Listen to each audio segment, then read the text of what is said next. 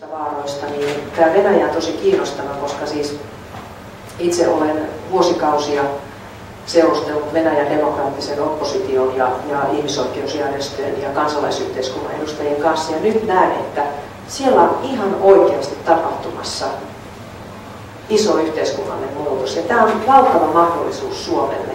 Mä mietin sitä koko ajan, että jonain päivänä Venäjä on vapaa maa. Jonain päivänä Venäjällä ihmiset voi puhua ja ajatella niin kuin he haluavat.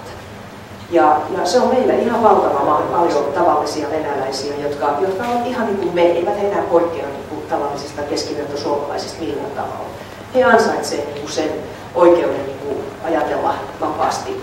Ja mä näen, että jos ei nyt ihan näissä presidentinvaaleissa maaliskuussa, niin varmaan lähimmän 4 vuoden aikana siellä tapahtuu jotakin hyvin positiivista.